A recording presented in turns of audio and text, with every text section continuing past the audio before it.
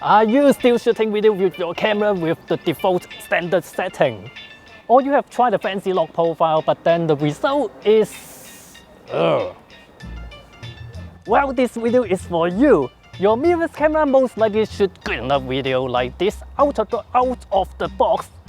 Well, of course you have to take it out of the box to take video, but anyway, do you know you can get it even better? Good, better, good, better.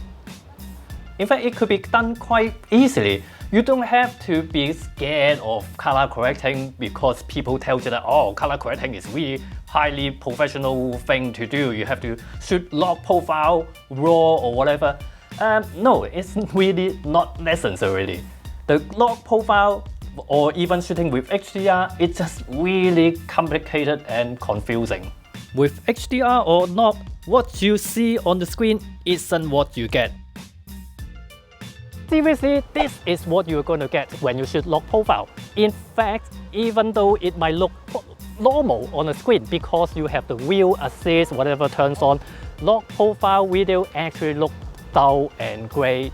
And don't get me started with color correcting it. Well, I've started, so I can tell you that it's hard.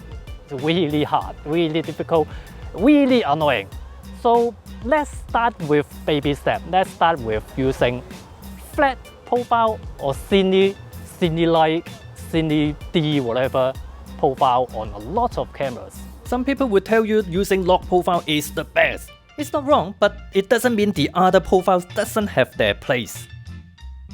Well, of course, log profile got more dynamic range, but then more doesn't really mean it's better in any situation. Okay, I use log profile most of the time, but then when I'm shooting something like this, when I'm vlogging or when I'm holding another camera doing street photography and I'm shooting with this camera, I just don't have time to adjust so many different exposure or whatever. And I know that when I'm walking, light condition will keep changing. It will be dark and then it will be really bright. And this flat picture profile, it's just good enough. And then it just makes everything so much easier to shoot, to edit. Really not necessarily that using log profile all the time is the best. This video is brought to you by Loupedeck, such a great tool for video editing, photo editing, and much more. By the way, sorry about the lighting. I mean, for a color correcting video with a bad lighting like this, because I'm not at my home. My home is under renovating, and this is an Airbnb. Only have a small router light with me, and the living room is quite dark. So I should also mention, when possible, just before you shoot your video, you should use a gray card or at least a piece of white paper to get an in-camera custom white balance setting before you shoot. And when you're editing, it just makes it so much easier to edit. So on your favorite video editing software, or maybe not your favorite, it's just the one that you have to use. This one is shot with standard profile. And then if you look at one that shoot with a flat profile, you may see that, oh, what happened is this is totally worse than the standard, what you talk about. But the thing is, it looks worse because it haven't been done color correcting, because it has color correcting in mind. Now, you don't just start color correcting it with whatever color correcting tool you have by your naked eye, because your eye can deceive you, especially for whatever reason you like to edit inside a cupboard that give you more creative mind. When you're editing, your eyes would really definitely got affected by the surrounding. To solve this, bring out whatever waveform monitor you will have in your editing software. Use waveform, stop using histogram. You will like this, trust me. Now the first step is bring this highlight bit to 100, which is here, and then bring the lower bit to 0. Bring out the color wheel. Most video editing software will have this. And then bring down the highlight, or in some software it's called gain. Just bring it down with your mouse or with this really great Loupedeck CT. Look, that is so easy. And then software shadow wheel, bring it down. Now from that, you got a good baseline. The highlight and the shadow is already done. The next thing is mid-tone. Bring down the mid-tone to the whatever contrast that you like. Not too much, not enough. But it's really, there's no right or wrong. That's only right or wrong if you want to make it look as real life. So this is already better than before. Look at, this is standard profile. Look at my jumper, it's so totally dark here. And this is already adjusted version. Maybe it's a little bit too flat because it's flat. So bring out the saturation a bit with global saturation here. But to me, the flat picture profile of the Panasonic, I usually would like to bring out the shadow detail, shadow saturation. Go to mid-tone again, bring down the mid-tone a little bit more to make it more contrasty.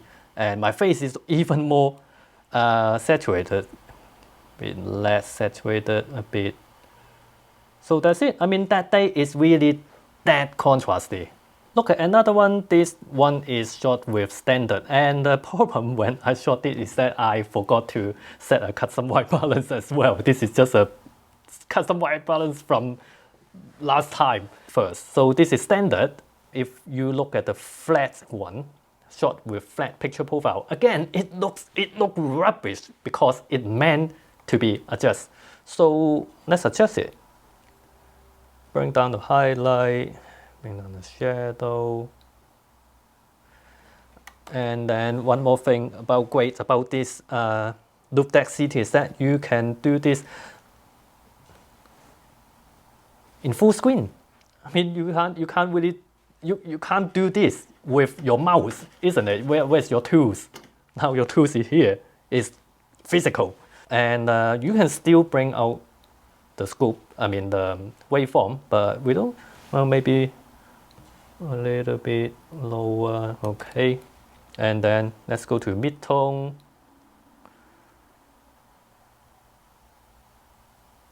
There we go. Now look at this. This is flat. This is standard. You can see the sky. The sky is, there's a huge difference on the sky, standard and flat. And then here, usually when I want to set the brightness, I mean, obviously you can go to the highlight and then make it brighter. Now everything is brighter, but then you have a overblown sky. And then I use color curve. Okay, now I have to use a mouse. Bring up a little bit. And then I go back to wheel, go to mid-tone, and set the contrast again. Usually, I will do this. So it's brighter, but then I still got the contrast that I want. Now your footage got better dynamic range, better details in the sky and the shadow as well. You have nailed the exposure. Now, on to actually color correcting it. Like the title of this video, I really have to say that you better set a custom white balance setting. Then I don't have to do this, and it's easier. Now do color correction. A lot of time I just have to adjust the highlight and the mid-tone color. Now in here you can use a highlight wheel, and then on here this is a touch screen as well. You can actually use this. Just like with the mouse, I can push this up, down, and left, right. But actually, I would prefer, it's just personal, because it's just got a choice for you. Personally, I like to use the dials. So this one is highlight red, highlight green, highlight blue. So just adjust it here. I think this is more precise.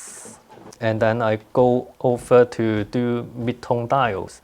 Now this is the difference between the full-size Loupedeck Plus I have compared to this Loupedeck CT. The full-size one, I have like 9 of these dials. So I can have 3 RGB for highlight, RGB for mid-tone, and RGB for shadow.